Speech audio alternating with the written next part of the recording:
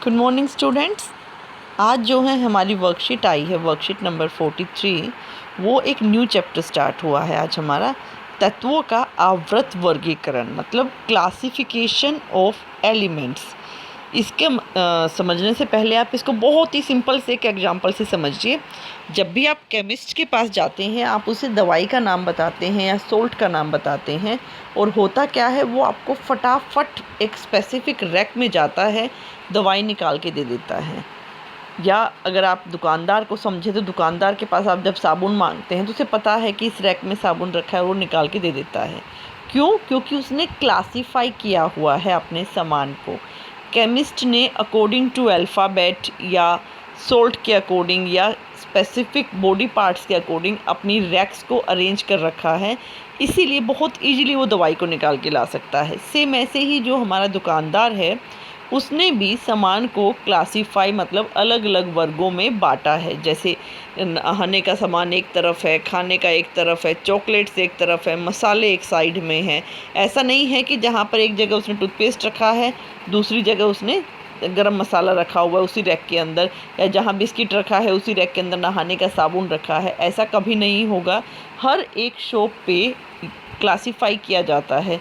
Same ऐसे ही आपके घर में किचन का सामान किचन में ही मिलता है और बाथरूम का सामान बाथरूम में ही मिलता है। क्यों? क्योंकि क्लासिफिकेशन है, वर्गीकृत किया गया है सामान को, उसकी ज़रूरत के हिसाब से अलग अलग एरियाज़ में डिवाइड किया गया था। सेम ऐसे ही अब जब हम अपने तत्वों की बात करते हैं, मतलब एलिमेंट्स की बात करते हैं, तो 118 एलिमेंट्स अभी तक हमारे प्रेजेंट है, जिसमें से 98 एलिमेंट्स नेचुरल हैं, प्राकृतिक हैं, और उसके बाद के जो हैं हमारे वो प्राकृतिक नहीं हैं हमारे। तो अगर आपसे 1 मार्क्स में पूछता है कितने तत्व प्राकृतिक हैं, तो 98 तत्व प्राकृतिक हैं। हमारे आसपास के पदार्थ जो हैं तत्व हैं, मिश्रण हैं, समागी मिश्रण, विषमागी मिश्रण है, और यौगिक मतलब कंपाउंड के रूप में हमेशा उपस्थित होते हैं।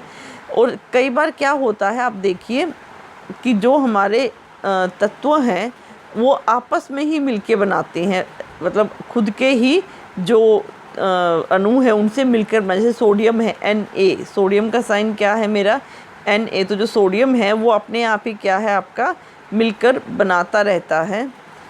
सोना है, मैग्नीशियम है, ये अपने ही अणुओं से मिलके आगे क्या करते हैं, आपका यौगिक बनाते हैं, मिश्रण पदार्थ बनाते हैं।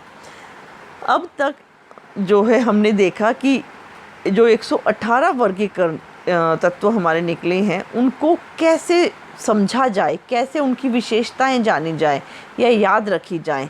तो पहले जब थोड़े थे तो कोई समस्या ही नहीं थी, चिन्ह बना दिए गए थे, जैसे सिंबल थे उनके नाम की जगह, उनकी विशेषताएं याद रख लेते थे। लेकिन जैसे जैसे मेरे तत्व बढ़ते चले गए तो उनकी भौतिक और रासायनिक गुणधर्म, उनकी अन्य विशेषताएं याद रखना असंभव सा होता चला गया।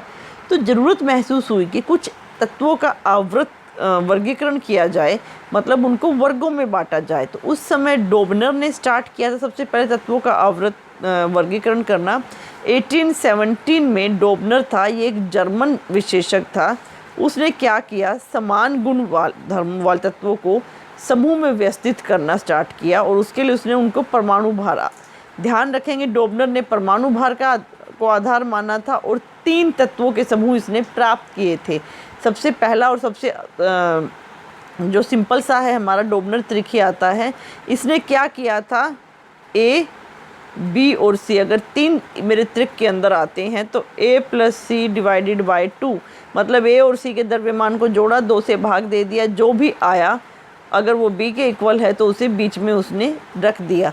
ये बिल्कुल। अब हम स्टार्ट करते हैं इसके बारे में अच्छे से जानना कि जो भी मेरे पास अभी डोबनर ने स्टार्ट किया था त्रिक बनाना, 3 का जो समूह आया है वो क्या है आपका, मध्य तत्व का परमाणु भार अन्य 2 तत्वों के परमाणु भार के माध्य के इक्वल होता है। मतलब मध्य में क्या है, A B C में B मध्य में है, तो A और C का जो मास होगा, जो एटॉमिक मास होगा, वो दोनों को 2 से डिवाइड कर दो, वो मेरा B के इक्वल हो जाएगा। तो ये क्या है आपका A + C/2। अन्य 2 तत्वों के परमाणु भार का माध्य है, ये अन्य 2 तत्वों के परमाणु भार का माध्य है, और ये मेरा B आ गया जो बीच में मेरा रखा जाना है। डोबनर ट्रिक आप चाहें तो एक दो याद भी रख सकते हैं। सबसे सिंपल और हल्के, ये हल्के तक था, जैसे जैसे औसत बढ़ती चली गई वैसे ये फिर काम करना बंद कर गया।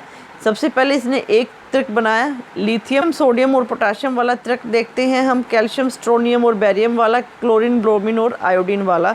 तो अगर मैं लिथियम की बात करूं, लिथियम का द्रव्यमान कितना होगा मेरा,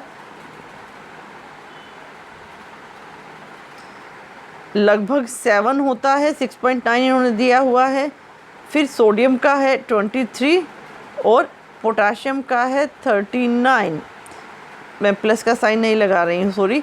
लिथियम और पोटाशियम को मुझे ऐड करना है।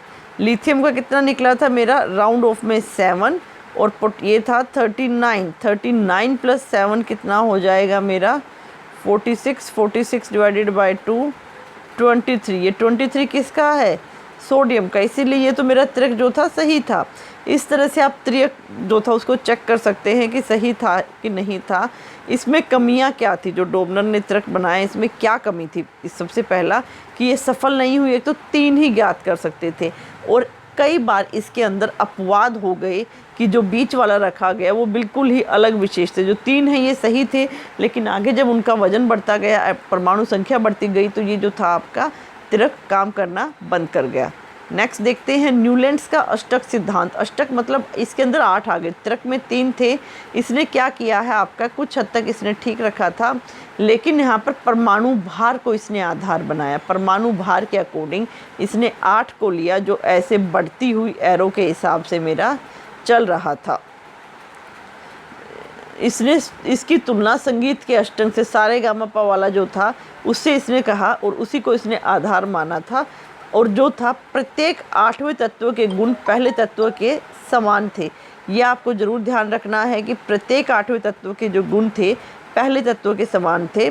लिथियम सोडियम जैसे इनके गुण समान हैं, फ्लोरीन क्लोरीन ये भी आपकी गैसेस हैं जो समान है, लिथियम सोडियम समान है, बेरिलियम मैग्नीशियम। तो इस तरह से क्या था, इन्होंने अष्टांक बनाया था, लेकिन जो अष्टांक बनाया ये अष्टांक हल्के धातु तक सही था। मतलब कैल्शियम तक जो था ये सही था, लेकिन कैल्शियम के बाद ये धातु जो त्रिक था, अष्टांक था, ये काम नहीं कर पाया। दूसरा, जो नए तत्व इसके अंदर जुड़ रहे थे वो इस सारणी से मैच नहीं खा रहे थे। तीसरा, कई बार इसने तत्वों को समसज्जित करने के लिए 2 को एक साथ रख दिए। देखिए ये रखा हुआ इसने, यहाँ ये रखा हुआ है इसने, जबकि असमान तत्व जिनके गुणों में कोई समानता नहीं थी उन्हें इसने एक ही स्थान पर रख दिया था, जो अपने आप में एक अपवाद था। चलिए एक बार क्वेश्चन से उसकी प्रैक्टिस कर लेते हैं। तत्वों को वर्गीकरण की आवश्यकता क्यों पड़ी, क्यों आवश्यकता पड़ी हमें, ताकि उसके अध्ययन को आसान बनाया जा सके, उसके बारे में, उसके गुणधर्मों के बारे में आसानी से हम याद रख सकें और जान भी सके अगर हमें एक का पता है तो। 3 तत्वों के नाम लिखो जो डोबनर का त्रिक दर्शाते हैं, आप यही लिख दीजिए, लिथियम सोडियम और पोटाशियम वाला। न्यूलैंड ने तत्वों को 8 तत्वों की क्षैतिज पंक्ति में विभक्त किया था। 8-8 की में किया था, जो इसने किया था वो हमारा क्या था, 8 की क्षैतिज पंक्ति में इसने विभक्त किया था। वो बात सही है कि नहीं है, 8 की नहीं थी हमारी तत्व, किया था कि नहीं किया था ये हमें बताना है। अब पहला तो आंसर मैं डायरेक्ट बता दूं, लेकिन आपके सामने ये पूरा का पूरा रखा हुआ तो आप काउंट भी करेंगे तो पहला और 8वां यहाँ पर आया है, ये पहला है तो ये 8वां है, तो 8 हॉरिजॉन्टल लाइंस नहीं हुई, 7 थी हमारा, इसीलिए क्या है ये रॉन्ग क्वेश्चन है हमारा। नेक्स्ट देखिए, अष्टांक की 2 सीमाएं लिखनी है न्यूलैंड्स के, इनमें से तीनों में से कोई भी 2 सीमाएं आप लिख सकते हैं। डोबनर के त्रिक वाला जो क्वेश्चन है बड़ा सिंपल सा क्वेश्चन है, इसने 3 चीज़ें आपको दी हैं, सोडियम सिलिकॉन और क्लोरीन, बेरिलियम मैग्नीशियम और कैल्शियम, और यहाँ पर उसका परमाणु द्रव्यमान दे दिया है। चेक करना है कि क्या ये सही भी है कि नहीं है। चेक करने के लिए हम क्या करेंगे, सोडियम का द्रव्यमान प्लस क्लोरीन का द्रव्यमान जो है हम लेंगे और क्या करेंगे, उसको जोड़ के 2 से डिवाइड कर देंगे। Sodium plus chlorine divided by 2। Sodium का देखिए 23 है, क्लोरीन का 35 है, 23 प्लस 35 बाय 2 .